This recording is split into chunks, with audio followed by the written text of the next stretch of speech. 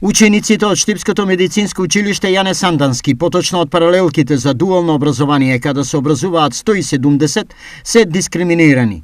Не можат да конкурираат за државна стипендија, бидејќи едноставно изземени се од конкурсната листа. Во телефонска комуникација со надлежните од Министерството за образование и наука добивме одговор дека здравствената струка тие сметаат дека не спаѓа во дефицитарна струка, што лично сметам дека не е така, како некој што припаѓа на здравствениот сектор. Според Николич, во Штипското медицинско има ученици со извореден успех и потенцијално нивниот труд и покриветувањето државата не го почитува. Ние во овој момент со излегување на конкурсот, лично и јас како човек, како родител, како наставник и целиот наставен кадар во училиштето сметаме дека е направена дискриминација затоа што една од водечките движења во тек на кампањата за упис на ученици секако беше и добивањето на стипендии ако се запишат децата во средното медицинско училиште во вредност од 3500 денари која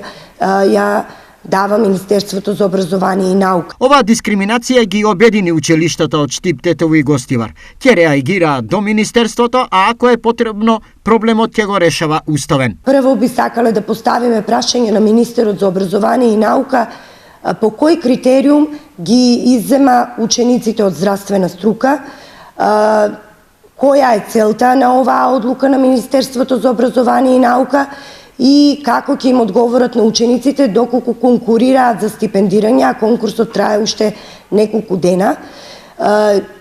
Вториот чекор кој ќе го преземеме секако е ќе се обратиме до Народниот правобранител, до Државната комисија за спречување корупција и ќе побараме тие да го решат случајот како надлежни институции по основ на дискриминација. Ако таму нема ништо како против одговор, што понатаму?